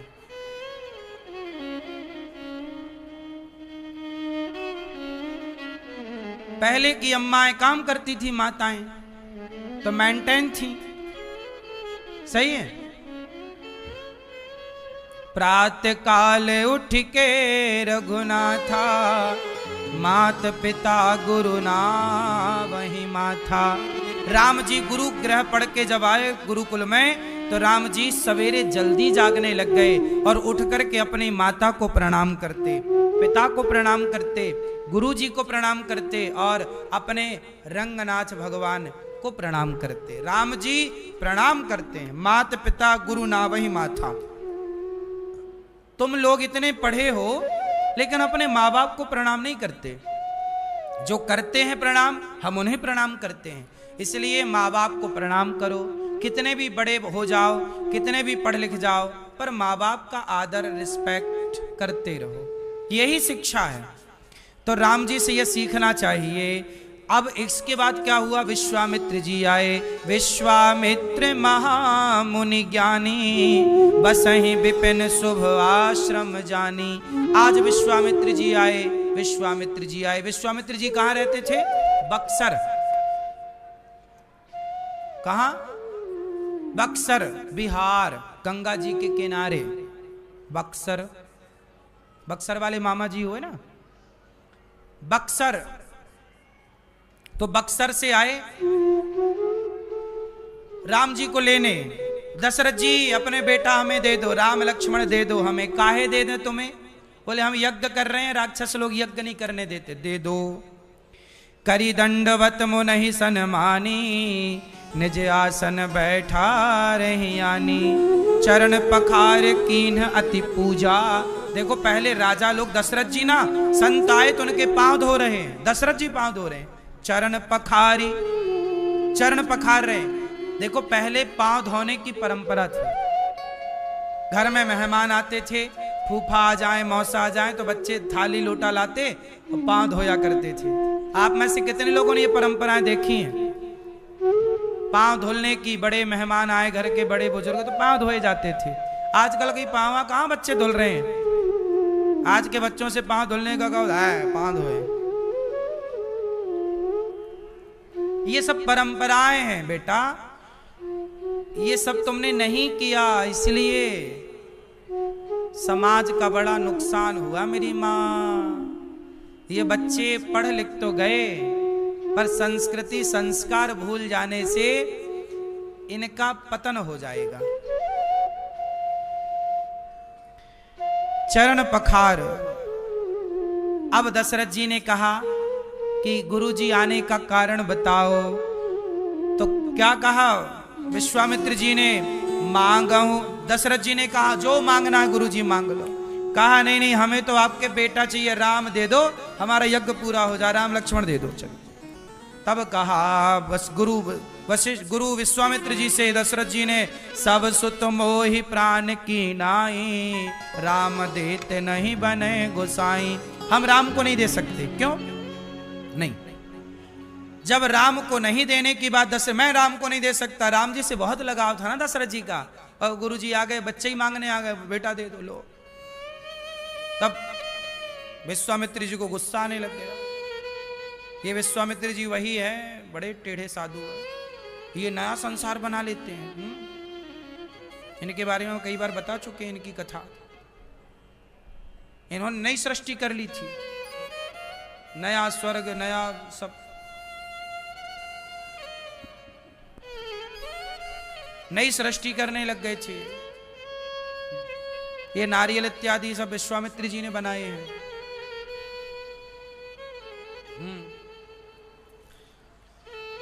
तो विश्वामित्र जी को गुस्सा आने लगा। तब वशिष्ठ जी ने बहुविधि समझावा, दशरथ जी को समझाया कि सुनो, ये बाबा जी बढ़िया है, राम को लेकर जा रहे हैं, लेकिन बहू लेके आएंगे, राम जी का ब्याह होगा। तब राम जी को दे दिया। सौंपे भूप ऋषि सुत बहुविधि दे आशीष। समझ आ गया कि बहू दिलवाएंगे।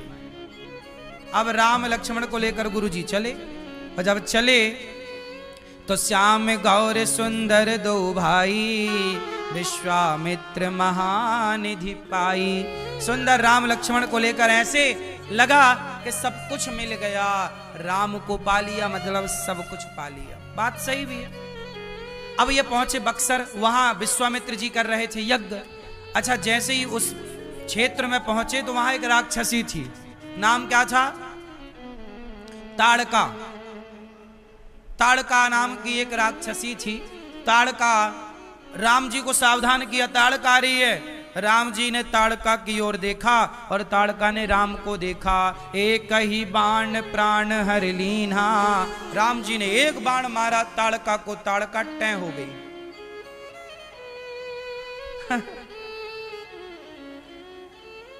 अच्छा, ताड़का को कौन सा बाण मारा राम जी ने? कौन सा? राम जी ने ताड़का को केवल देखा, और राम जी ने केवल देखकर मुस्कुरा दिया, इतने में ताड़का मर गई।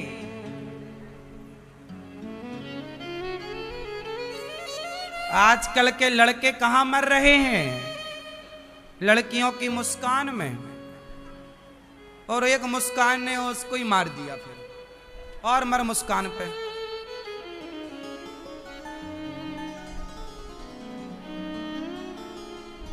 तो ताड़का, तो देखो ये भी मरना है। ताड़का, राम इतने सुंदर थे, राम की स्माइल, राम की मुस्कान ऐसी कि एक ही बाण राम जी ने मुस्कुरा दिया, मर गए। ताड़का मर गई। बोलो हाँ कि ना? इसलिए मैया, आप लोग अपने पति को देख के मुस्कुराती रहना, ताकि वो तुम पे ही मरते रहें और किसी पे ना मरें। नहीं फिर और किसी पे मरे तो फिर तरीके से मरेंगे, है ना। लड़के आजकल गाना भी तो गाते हैं, हम तुम पे मरते हैं, है ना, तो मरते ही हैं। तो इसलिए आप लोग पति को देख के क्या करेंगे मेरी माँ, थोड़ा थोड़ा मुस्कुराया करिए। आप लोग जो मुंह फुला लेती हो ना मैया पति यहां है नहीं, ये पीली मैया के नहीं, तो यहां नहीं, तो यहां मुस्कुराने से कोई फायदा नहीं फिर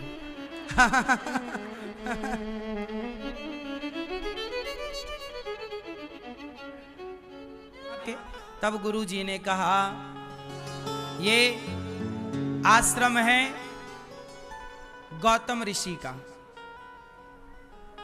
और यहां पर रहती थी अहिल्या और गौतम जी। अब ये अहिल्या माता कौन है? कहते हैं अहिल्या माता है ब्रह्मा जी की बेटी, बहुत सुंदर हैं। ये इतनी सुंदर थी कि इनके लिए सारे देवी देवता बोले कि हमें दे दो। इंद्र बोले हम ब्याह करेंगे, हम विवाह करेंगे। अहिल्या माता से विवाह करने के लिए सब लोग तैयार हो गए। तब सारे लोग चले गए। बोले गौतम ऋषि, ब्रह्मा जी ने कहा कि जाओ, जो अहिल्या से विवाह करना चाहता है वो जाए और पृथ्वी की परिक्रमा लगा, जो जल्दी लौटेगा हम उससे विवाह करेंगे। सब चले गए परिक्रमा लगाने, पर गौतम ऋषि वहां पर गौ माता खड़ी थी। तो गौतम ऋषि ने कहा कि गाय में तो संपूर्ण पृथ्वी समाई है। पृथ्वी जब भगवान के पास जाती है तो गौ माता के रूप में ना जाती है, तो सारे तीर्थ सारे स्थान गैया में समाये हैं। तो उन्होंने गौ माता की परिक्रमा लगा ली और 7 परिक्रमा लगाई। जब तक सब लौटे तब तक ब्रह्मा जी ने अपनी कन्या गौतम ऋषि को सौंप दी।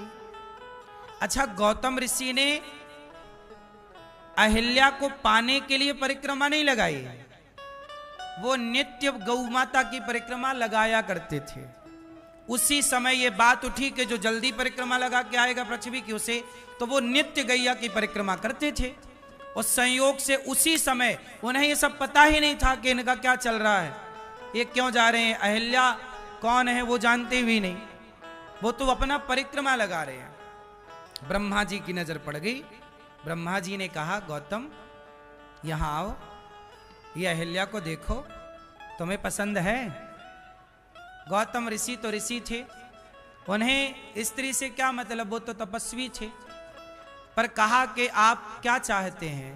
तब ब्रह्मा जी ने कहा कि मैं चाहता हूं कि तुम अहिल्या से विवाह कर लो, मेरी पुत्री है, मेरी बेटी के लिए तुम बड़े योग्य हो, तुमसे बढ़िया कोई त्यागी पुरुष मिल नहीं सकता। जब गौतम ऋषि जी से ब्याह हुआ तब तक देवताओं के राजा इंद्र लौटे। इंद्र को बड़ी जल्दी थी, इंद्र चाहते थे कि ये मुझे मिल जाए, बड़ी सुंदर थी वो। तो इंद्र बोले कि ये गौतम ऋषि क्यों ले लिए इनको? बोले इन्होंने गैया की परिक्रमा लगाई तो पृथ्वी की परिक्रमा लग गई। देखो, एक गौ दान कर लेने से संपूर्ण पृथ्वी दान करने का फल मिल जाता है, और एक गाय की परिक्रमा लगा लेने से संपूर्ण तीर्थों की परिक्रमा लगाने का फल मिल जाता है। ये महिमा लोग गैया को काट रहे हैं बूचड़ खानों में, क्या बताएं मैया, हम समझ ही नहीं पाए लोग कि गैया की महिमा क्या है। समझ ही नहीं पाए कि खुशहाली का मूल मंत्र ही गाय है। गैया जब तक घर में थी ना तब तक हमारे देश में हॉस्पिटल नहीं थे इतने सारे। जब से गैया को लोगों ने बाहर किया और कुत्तों को घर में रखा तब से गली गली हॉस्पिटल खुल गए। हाँ या ना? गैया की सेवा करते और गैया का दूध दही खाते पीते घी तो कोई बीमारी नहीं पड़ता था ना साहब। पहले गैया बीमार नहीं पड़ने देती थी। आज के अखबार में मैंने पढ़ा, आज के अखबार में मैंने पढ़ा कि सर्वे आया है पूरी दुनिया का। कहो तो मैं अखबार दिखा दूं आज का, यहीं का वृंदावन का। वो अखबार में लिखा था कि बच्चों के लिए सबसे बढ़िया गाय का दूध है, उससे बढ़िया कुछ नहीं। सबसे अधिक प्रोटीन की मात्रा कहीं है तो गाय का दूध, शुद्ध देसी गाय। देख लेना आने वाला भारत फिर से गैया की तरफ बढ़ेगा। तुम कितनी भी बड़ी बड़ी बातें कर लो पर तुम हो बीमार। 10 बीमारियां तुम्हारे भीतर हैं। गैया रखो, गाय का दूध पियो, बीमारी आए तो बताना। पहले के लोग कहां बीमार थे? तुम्हारी दादी नानी कितना जीती थी, कोई बीमारी नहीं। क्यों मैया? आजकल हर घर में बीमारी है, हर देह में बीमारी है। बिना बीमारी का कोई नहीं है। और पहले कोई बीमार कभी कभी पड़ता था। और बीमारी भी क्या, सर्दी जुकाम थी पहले के जमाने में। बीमारी मतलब बुखार। पहले के जमाने में बीमारी मतलब ये थायराइड क्या होती है कोई नहीं जानता था। ब्लड प्रेशर क्या होता कोई नहीं। आज के 50 साल पहले, 100 साल पहले कोई जानता था ब्लड प्रेशर, थायराइड क्या होती है, ब्लड प्रेशर क्या होता है, कैंसर क्या होता है? थी ही नहीं। गलत खान पान से बीमारियां आ गई। तो ये गौतम ऋषि की पत्नी, श्राप मिला। इंद्र की नियत तब से इनमें थी, इंद्र की दृष्टि तब से इन पर, गौतम नारी पर, गौतम ऋषि की नारी अहिल्या पर थी। एक दिन क्या हुआ, गौतम ऋषि की नारी अकेली थी। गुरुजी गौतम ऋषि नहाने गए गंगा जी कि इंद्र आ गए। इंद्र ने छल कर दिया। रात के 1-2 बजे ही कुकड़ों को बन करके, मुर्गा बन के बोल दिया। अब क्या हुआ कि इंद्र गौतम ऋषि का रूप बना लिया, आया और गौतम ऋषि का रूप बना करके अहिल्या के साथ उसने जोर जबरदस्ती की। अहिल्या मां समझ गई कि ये भोर का समय है, मेरे पति जाग कर स्नान करने गए हैं। इस समय उनके मन में भोर में काम वासना आ ही नहीं सकती। वो विरोध कर रही थी। तब तक गौतम ऋषि गंगा जी गए तो गंगा मैया ने कह दिया, पुत्रा जल्दी आ गए। माता सवेरा हो गया, 4 बज गए। मुर्गा बोला, नहीं गौतम तुम्हारे साथ छल हुआ। देखो गंगा मैया ने बोला छल हुआ। जाकर देखा तो उनके कमरे में जोर जबरदस्ती वो इंद्र करने पे तुला था। मैया बार बार विरोध कर रही थी। अब बाहर निकला, गौतम ऋषि ने देख लिया। जा मैं तुझे श्राप देता हूं योनि लंपट, तू योनि का भूखा है, जा तेरे शरीर में 1000 योनि हो जाए। इसलिए इंद्र के शरीर में योनियां ही योनियां हो गई। और पत्नी को श्राप दे दिया कि जाओ तुम पत्थर की हो जाओ। अच्छा मुझे एक बात बताओ कि गौतम ऋषि ने अहिल्या को श्राप देकर पत्थर का बना दिया, तो गौतम ऋषि ने सही किया कि गलत किया है? बोलो, गलत किया। यदि गौतम ऋषि पत्थर का ना बनाते तो क्या समाज अहिल्या को जीने देता? जहां जाती लोग क्या कहते, अच्छा तुमसे मिलने तो इंद्र आए थे। सीता मैया गंगा की तरह पवित्र थी, उन पर उंगली उठ गई तो अहिल्या को समाज जीने देता? वो तो अच्छा किया, पत्थर का बना दिया। फिर कहा अहिल्या ने, स्वामी मेरा अपराध है। अब अच्छा इंद्र ने उनके साथ जबरदस्ती करना चाहा तो, पर कुछ किया नहीं, पर फिर भी स्पर्श तो किया। पर पुरुष ने समाज को कैसे समझाते कि नहीं जी हम शुद्ध हैं? सीता मैया नहीं समझा पाई समाज को, तो अहिल्या मैया कैसे समझाती? तो पत्थर का बना दिया। फिर गौतम ऋषि से कहा अहिल्या मैया ने, स्वामी क्या मैं पत्थर की ही रहूंगी सदा?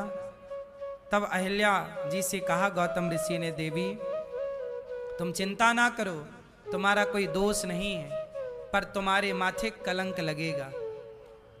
लेकिन इस बिगड़े हुए चरित्र को कोई चरित्रवान ही ठीक करेगा। जब त्रेता में राम आएंगे और राम अपने चरणों की रज का स्पर्श कराएंगे।